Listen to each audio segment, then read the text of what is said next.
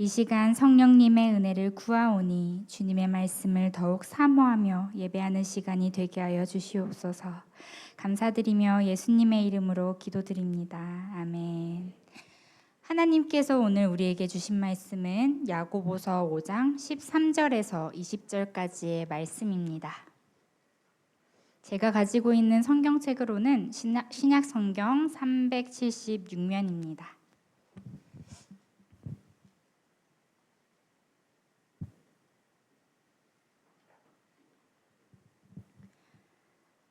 하나님께서 오늘 우리에게 주시는 말씀은 야고보서 5장 13절에서 20절까지의 말씀입니다. 다 찾으셨으면 저와 여러분이 한 절씩 교독하겠습니다. 너희 중에 고난당하는 자가 있느냐? 그는 기도할 것이요. 즐거워하는 자가 있느냐? 그는 찬송할지니라. 너희 중에 병든 자가 있느냐? 그는 교회의 장로들을 청할 것이요. 그들은 주의 이름으로 기름을 바르며 그를 위하여 기도할지니라. 믿음의 기도는 병든 자를 구원하리니 주께서 그를 일으키시리라. 혹시 죄를 범하였을지라도 사하심을 받으리라. 그러므로 너희 죄를 서로 고백하며 병이 낫기를 위하여 서로 기도하라. 의인의 간구는 역사하는 힘이 큼이니라. 엘리야는 우리와 성정이 같은 사람이로되 그가 비가 오지 않기를 간절히 기도한즉 3년 6개월 동안 땅에 비가 오지 아니하고 다시 기도하니 하늘이 비를 주고 땅이 열매를 맺었느니라. 내 형제들아 너희 중에 미혹되어 진리를 떠난 자를 누가 돌아서게 하면 너희가 알 것은 죄인을 미혹된 길에서 돌아서게 하는 자가 그의 영혼을 사망에서 구원할 것이며 허다한 죄를 덮을 것임이라. 아멘. 오늘 말씀은 신앙인에게 고난이 찾아왔을 때 어떠한 삶의 자세를 가져야 하는지에 대한 답으로부터 시작됩니다. 그리스도인들이 겪는 상황은 크게 두 가지로 나누어 볼 수가 있겠는데요. 한 가지는 고난이고 다른 하나는 즐거움입니다. 야고보서의 저자는 어렵고 힘들 때에는 하나님께 기도하며 즐겁고 감사할 때는 하나님께 찬송하라 라고 말하고 있습니다. 이것은 교회를 다니는 우리에게는 어쩌면 너무 당연한 말처럼 들립니다. 신앙인이라면 어렵고 힘들 때 하나님께 기도합니다. 또한 좋은 일이 생겼을 때는 좋은 길로 인도해 주신 하나님께 감사합니다. 이것이 신앙생활을 하는 우리의 모습입니다. 하지만 이렇게 당연하다고 생각하는 것들이 당연하지 않음을 우리는 알고 있습니다. 어렵고 힘들 때에 나를 도와주시고 어려움에서 건져달라고 기도할 때도 있지만 신앙생활도 참 열심히 하고 봉사도 하고 하나님의 말씀대로 살아왔는데 왜 하필 나에게 이러한 어려움을 겪게 하시는지 하나님을 원망할 때도 있습니다. 반대로 좋은 일이 생기면 기쁨과 감사의 찬송을 하지만 며칠 지나지 않아 하나님께서 베풀어 주신 은혜를 금방 잊어버리고는 합니다. 그렇기에 야고보서의 저자는 당연한 말 같아 보여도 신앙생활의 측면에서 실천하기 어려운 일들에 대해 다시 한번 생각해 보게 하는 것입니다. 바울은 교회에게 편지를 쓸 때 서두에 늘 이런 말로 시작합니다. 하나님 우리 아버지와 예수 그리스도가 내려주시는 은혜와 평화가 여러분에게 있기를 빕니다. 이렇게 편지를 시작한다는 것은 교회에 여러 가지 문제와 어려움들이 있기에 성도들과 교회가 평안하기를 바라는 바울의 따뜻한 마음이 녹아 있습니다. 앞에서 본 대로 우리는 삶이 늘 평안하지만은 않다는 것을 알고 있습니다. 하지만 감당하기 어려운 상황이나 견디기 힘든 일만 지속되는 것도 아니라는 것을 우리는 알고 있죠. 성도의 삶은 때로는 밤과 같아 어둠을 지나기도 하지만 밤이 지나고 나면 다시 해가 떠오릅니다. 이렇듯 고난과 즐거움은 동전의 양면과도 같다고 할 수 있겠는데요. 오늘 말씀을 통해 우리는 성도들이 겪는 고난에 대해 생각해 보려 합니다. 인간이라면 누구나 한 번쯤은 고난을 겪습니다. 고난이 왜 우리에게 왔는지 이해하기는 어렵고 말로 다 설명할 수는 없지만 우리는 고난 가운데서 때로 하나님의 은총을 발견합니다. 왜냐하면 하나님께서는 고난의 이면에 은혜를 예비하시기 때문입니다. 고난 가운데서도 하나님의 은혜를 경험했던 여러 성경의 인물들이 있습니다. 요셉은 어린 시절 형들에게 팔려 애굽에서 노예 생활을 했습니다. 노예 생활에 적응해 갈 즈음 주인인 보디발의 아내 때문에 감옥에 들어갑니다. 감옥에서는 술 따르는 관원의 꿈을 해몽해 주면서 이제 나중에 감옥에서 나가게 되었을 때 나를 기억하고 꺼내달라 이렇게 얘기하지만 그가 잊어버린 탓에 더 오랜 시간 감옥에서 지내게 됩니다. 이렇게 보면 그의 삶은 끝없는 시련 가운데에 어린 시절과 청년 시절을 다 보낸 것 같습니다. 하지만 요셉은 고난 중에서도 늘 함께 하시는 하나님을 경험합니다. 창세기 45장 5절에서 요셉은 형들에게 이렇게 얘기합니다. 당신들이 나를 이곳에 팔았다고 해서 근심하지 마소서, 한탄하지 마소서. 하나님이 생명을 구원하시려고 나를 당신들보다 먼저 보내셨나이다. 자신을 먼 땅의 노예로 팔아버린 형들을 원망하지 않고 이렇게 말할 수 있었던 것은 고난 가운데서도 그의 삶 속에 스며 있는 하나님의 손길을 경험했기 때문이었습니다. 다윗의 삶은 어땠습니까? 다윗이 어떠한 일들을 겪었는지 우리는 수도 없이 보고 듣고 배웠습니다. 그는 오랜 시간 사울을 피해 달아나는 상황 가운데서도 자신을 이끌어 주시고 보호해 주시는 하나님을 느꼈습니다. 그렇기에 그는 도피 생활 중에도 하나님께 기도할 뿐 아니라 하나님을 찬양할 수 있었습니다. 하지만 우리는 고난이 닥칠 때에 힘든 상황에 갇혀 그 이면에 담겨 있는 하나님의 은혜를 발견하지 못할 때가 훨씬 더 많습니다. 그러나 감사한 것은 하나님께서는 우리가 비록 하나님의 손길을 발견하지 못할지라도 그 상황에 낙담하며 주저앉아 있을 때라도 슬픔과 아픔보다 더 깊은 은혜를 예비하고 계신다는 것입니다. 그렇기에 우리는 고난을 마주할 때 하나님을 더 깊이 만나게 됩니다. 그리고 고난 가운데서의 기도는 하나님과 더 가까이 교제할 수 있는 시간이 됩니다. 우리가 아버지를 찾으며 어두운 가운데에 들려주시는 음성에 귀를 기울일 때 우리는 우리를 돌보시고 이끄시는 하나님을 만나게 될 것입니다. 본문으로 돌아가 14절에서 18절을 보면 성도들이 겪을 수 있는 고난 중에서도 질병으로 어려움을 겪는 사람에 대한 이야기가 나옵니다. 야고보서의 저자는 질병을 가진 사람이 있다면 교회의 장로들이 아픈 사람에게 기름을 바르고 기도해 줄 것을 권면합니다. 여기서 주님의 이름을 부르며 기름을 바르고 기도하는 것은 초대교회에서 병자들을 치료할 때 했던 행위였습니다. 저자는 간절한 믿음의 기도는 병든 사람을 낫게 하고 주님께서 반드시 그를 일으켜 주실 것이라 확신합니다. 14절을 보면 초대교회의 병자들을 치료하는 사역은 개인이 홀로 감당했던 것이 아님을 알 수가 있는데요. 교회의 장로라는 단수가 아닌 장로들이라는 복수로 표현하며 한 사람이 아닌 다수가 함께 기도할 것을 청합니다. 이러한 권면은 입원하거나 다른 치료 과정을 밟기에 앞서 공동체가 아픈 이들을 위해 함께 기도하는 것이 얼마나 중요한지를 말해줍니다. 우리는 다른 이의 어려움과 아픔을 처음 들을 때는 위로의 말을 건네지만 그러한 관심은 쉽게 사그러듭니다. 그래서 처음에 관심과 대비되어 사라진 관심 속에 몸이 아픈 사람이나 아픈 가족을 둔 사람들은 더 큰 고독과 고립을 느끼게 되는데요. 교회 공동체가 아프고 힘든 사람을 위해 꾸준히 기도할 때 하나님께서는 질병으로 아파하는 이와 그 가족이 가진 고립의 벽을 무너뜨릴 수 있는 힘을 허락하십니다. 여기서 말하는 고립은 질병의 아픔과 관심으로부터의 고립을 의미합니다. 우리 교회는 함께 모여 기도할 수 있는 시간들이 있습니다. 수요일에는 중보기도가 있고 금요일에는 성령 기도회가 있죠. 우리가 매주 모여 꾸준히 기도하는 것은 하나님의 일하심을 확신하기 때문입니다. 그리고 하나님의 선하심을 믿기 때문입니다. 그렇기에 우리는 하나님께서 우리의 간절한 기도를 들으실 것을 믿으며 다른 이들을 위해 함께 기도합니다.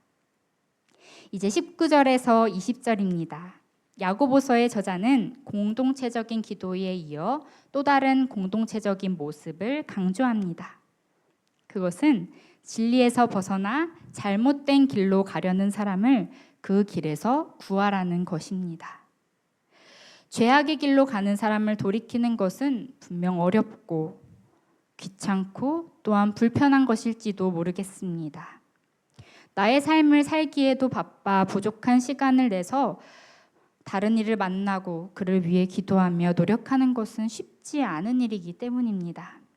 하지만 본문은 잘못된 길에 빠진 동료 그리스도인들을 되찾아야 한다라고 분명히 우리에게 말합니다. 이러한 말씀은 성경의 다른 곳에서도 나오는데요. 마태복음서 저자는 잃은 양의 비유에서 공동체의 지도자들이 길 잃은 그리스도인들을 찾아내야 한다라고 강조합니다. 갈라디아서 6장에서는 죄 짓는 자들을 온유함으로 훈계하라라는 권면이 나옵니다. 이런 말씀들은 잘못된 길로 가는 사람들을 다시 진리의 길로 돌아서게 하는 일이 얼마나 중요한지를 알게 합니다. 교회를 떠난 사람들이라는 책에는 여러 가지 이유로 교회를 떠나고 하나님을 떠난 집사, 사모, 신학을 공부한 사람, 그리고 목회자의 이야기가 소개되어 있습니다. 이 책에 들어가는 말 중 한 부분을 인용합니다. 가나안 성도, 즉 교회를 나가지 않는 성도라는 이름이 좀 익숙해지려는 이때에 교회 이탈은 몇몇 개인에게서 일어나는 일이 아닌 탈교회 현상이라는 하나의 흐름으로 가속화되고 있습니다. 이 말은 교회를 떠나고 하나님을 떠나는 사람들의 이야기가 더 이상 소수가 아닌 우리 주변에서까지 일어나는 하나의 커다란 흐름이 되었다는 말입니다. 이 책의 인터뷰 중 가장 인상이 깊었던 것은 과거의 목사님이었던 한 모태 신앙인의 이야기였습니다. 이 사람은 한국에서 학부 신학과를 졸업하고 보수 개혁주의 계열의 미국 신학대학원을 나와 담임 목사가 되었습니다. 목회를 10년 이상 잘 해오던 그가 교회를 떠났던 이유는 하나님 나라가 도대체 무엇인가 라는 의문으로부터 시작되었습니다. 그리고 성경의 여러 구절들의 의문을 품으며 자유주의로 나아가다 결국에는 무신론자가 되었습니다. 그가 한 마지막 인터뷰 질문은 현재 기독교는 본인에게 어떠한 의미인가요? 라는 질문이었는데요. 이에 대해 그는 이렇게 대답합니다. 탈북자가 남한에 정착하여 북한을 바라보는 느낌입니다. 김일성이 솔방울로 수류탄을 만들고 가랑잎을 타고 압록강을 건넜다고 찬양하는데 제가 볼 때는 기독교 신앙도 이와 다르지 않습니다. 모태신앙으로 자라 한평생 신학을 공부하며 목회자였던 사람이 교회를 떠나고 하나님으로부터 떠났습니다. 그리고 기독교는 탈레반과 다를 것이 없다라며 하나님을 부정하고 교회와 성경을 부인합니다. 그는 진리에서 떠난 사람이 되었습니다. 생각해보면 우리 주변에도 교회를 떠나고 하나님을 떠난 사람이 있지는 않습니까? 아마 떠오르는 사람이 한 명쯤 있을 거라 생각하는데요. 우리는 잘못된 길에 빠진 이들을 방관해서는 안 됩니다. 우리는 사랑과 관심을 가지고 그들의 마음을 움직이시는 성령님께 기도해야 합니다. 이제 야고보서는 잠언 10장 12절을 부분적으로 인용하며 말씀을 맺습니다. 미움은 다툼을 일으켜도 사랑은 모든 허물을 가리느니라. 여기서 사랑은 모든 허물과 죄를 가린다고 말합니다. 이 말은 죄의 길로 빠진 사람을 다시 돌아서게 하는 것은 사랑을 행동으로 보여주는 것이라고 말하고 있는 것입니다. 그렇기 때문에 이러한 행위는 예수님께서 우리에게 주신 새 율법, 즉 사랑을 성취하는 길입니다. 오늘 말씀을 통해 우리는 성도의 삶이라고 해서 늘 평안하지만은 않다는 것을 보게 됩니다. 낮이 있으면 밤이 있듯 따뜻한 날도 있지만 추운 날들도 함께합니다. 나의 삶이 평안하고 기쁠 때 우리를 지으신 하나님을 찬송하며 그 감사와 기쁨을 이웃에게 흘려보내기를 소망합니다. 그리고 설령 삶에 고난이 찾아온다고 할지라도 고난 가운데에 환난 날에 나를 부르라 라고 말씀하시는 하나님을 찾기 원합니다. 그럴 때 그 고난의 이면에 고난보다도 더 크고 깊은 은혜를 예비하시는 하나님을 만날 것입니다. 그리고 이렇게 하나님의 은혜가 더하여질 때 고난이라 하는 것은 내가 이전에는 살아내지 못했던 더 나은 삶, 더 큰 삶을 살아내는 기회가 될 수 있습니다.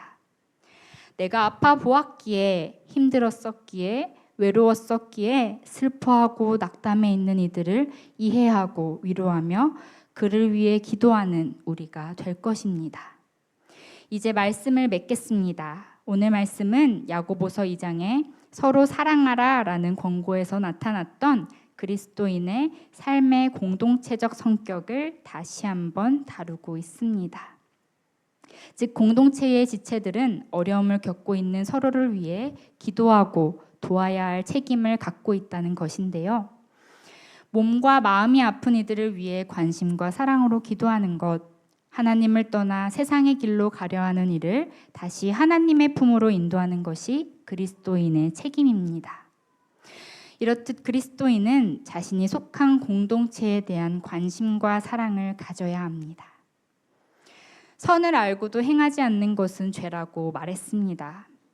나의 눈에 아픈 이가 보인다면, 사랑과 관심이 필요한 사람이 보인다면, 하나님과 교회에서 떠나려는 지체가 보인다면 그들을 위해 한 발자국 앞으로 나아갈 수 있는 힘을 성령께 구하기를 소망합니다.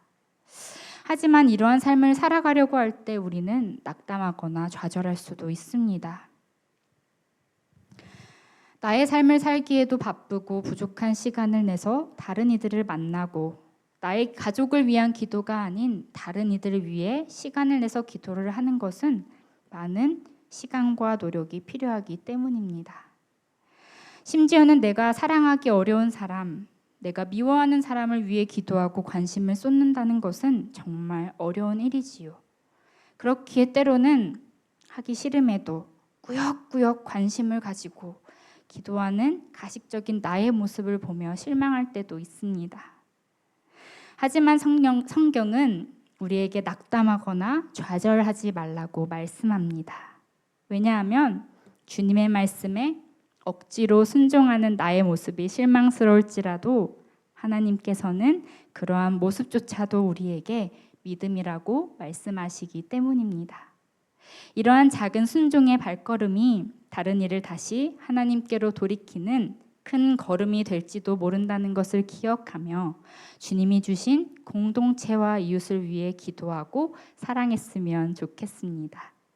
그리고 그들을 치유하시고 나를 사랑으로 가득 채워주실 나의 아버지를 믿고 간구하기를 소망합니다.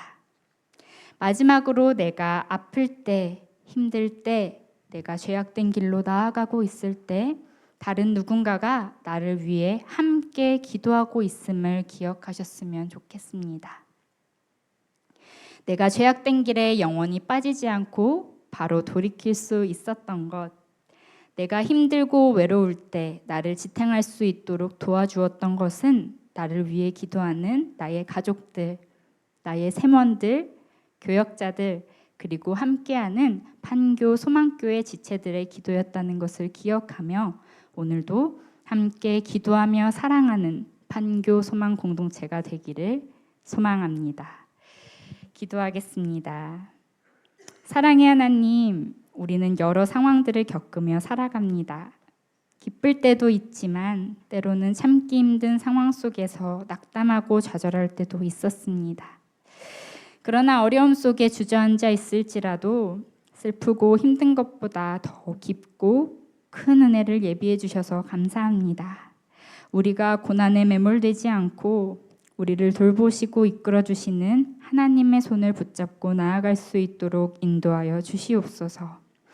또한 우리가 질병과 아픔으로 인해 힘들어하는 이들을 위해 기도하는 우리가 되기를 원합니다. 우리가 다른 이들을 위로하고 공감하며 더욱더 사랑하는 판교 소망 공동체가 될 수 있도록 인도하여 주시옵소서. 감사드리며 예수님의 이름으로 기도드립니다. 아멘.